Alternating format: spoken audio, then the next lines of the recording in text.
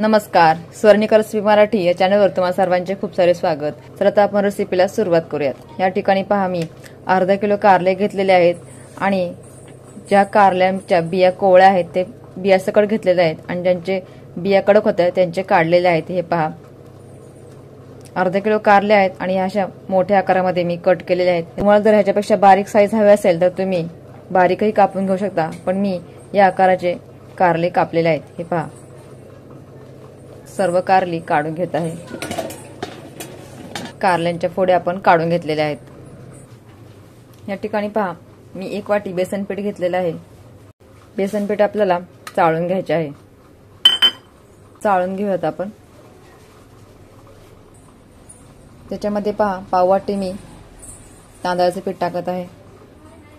हे पाव वाटी मक्याचे पीठ आहे। याच्यामुळे भजी जे आपले कमी तेल पितात आणि रंगही छान येतो आणि चवही लागते। यांना पण आपण चाळून घेऊयात।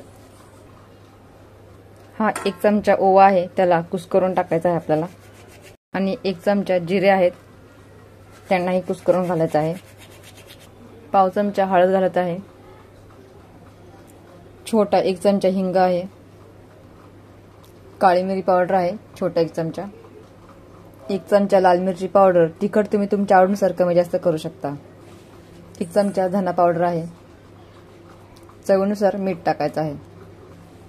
1 चमचा कॉर्नफ्लॉवर आहे। कॉर्नफ्लॉवरमुळे आपले भजी जे आहे खूप कुरकुरीत होतील। आता हे सर्व आपण मिक्स करूयात। अगोदर कोरडच मिक्स करणार आहोत। आता आपण याच्यामध्ये थोडं थोडं पाणी घालून हे मिक्स करणार आहोत।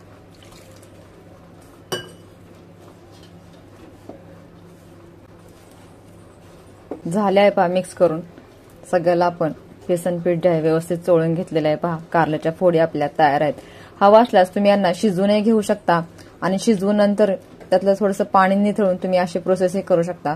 पण या ठिकाणी मी कच्चेच वापरलेले आहेत, पण हवा असल्यास तुम्ही शिजवून घेऊ शकता। खूप छान रेसिपी। पहा, तुम्ही वरण भातासोबत तोंडी लावण्यासाठी खाऊ शकता आणि पावासोबत वडापाव प्रमाणे खाऊ शकता। खूप छान आहे। आपण एक पिठाचा गोळा सोडून पाहूयात तेल तापलेले का। गोळा वरती आलेला आहे, याचा अर्थ आपलं तेल जे आहे छान तापलेलं आहे। मध्ये एक एक करून आपल्या कारल्याच्या फोडी ज्या आहेत सोडून देणार आहोत। सर्व फोडी मी टाकून दिलेली तेलामध्ये। आपल्याला हे मोठ्या गॅसवरती तळायचं आहे। थोडंसं त्यांना असं हलवून घ्यायचं आहे, एका जागी नाही ठेवायचं, नाही तर ते करपू शकतं। त्याच्यामुळे थोडंसं असं हलक्या हाताने हलवून घ्यायचं आहे आपल्याला। आता आपण याची बाजू जी आहे पलटी करून घेऊयात। फक्त कारलं तुम्ही एकदा या पद्धतीने करून पहा, मस्त कुरकुरीत लागतं। पलटी केल्यानंतर काय मस्त कलर आलेला आहे त्यांना। तुम्ही जर कारले शिजवून घेतले तर तळायला फार वेळ लागत नाही। आपण कच्चे कारले घेतल्यामुळे तळायला थोडा वेळ लागतो, पण ते बुडबुडे कमी झाले की समजायचं आपले कारले जे आहे व्यवस्थित फ्राय झालेले आहेत। तेलाच्या बाहेर काढले मी यांना, पाहू शकता किती मस्त आहेत। पहा, किती छान असा कलर आलेला आहे। पहा त्यांना कसा आवाज पण बघा कसा येत आहे। याच पद्धतीने आपण दुसरी बॅच देखील सोडून देणार आहोत। हे पहा, दुसरी बॅच देखील आपली टाकून झालेली आहे। दुसरी बॅच सोडताना गॅस सुरुवातीला कमी करायचा आहे, कारण तेल तापलेलं असतं। तुम्ही जर लगेच सोडलात तर ते जळू शकतात। त्याच्यामुळे सुरुवातीला गॅस कमी करायचा आणि नंतरून फास्ट करायचा।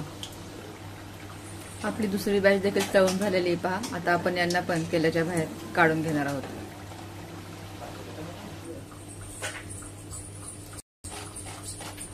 हे पहा, झालेली आपली दुसरी बॅच पण तळून। पहा किती सुंदर दिसत आहे। नक्की या पद्धतीने करून पहा, खूप छान लागते रेसिपी। हे पहा, जेव्हा तुम्हाला कारलं भरून खायचा कंटाळा येईल तेव्हा ही रेसिपी नक्की ट्राय करा। पकोडे तयार आहेत पहा कारल्याचे, किंवा तुम्ही भजीही म्हणू शकता किंवा कारल्याच्या फोडीही म्हणू शकता। हे पहा किती सुंदर दिसत आहे आणि चवीलाही छान लागतं। पहा, तुम्हाला तोडून देखील दाखवत आहे। पहा किती आतमध्ये बघा मस्त शिजलेलं आहे। पहा कारलं, हे पहा, हे पहा किती मस्त झालेले पाहू शकता।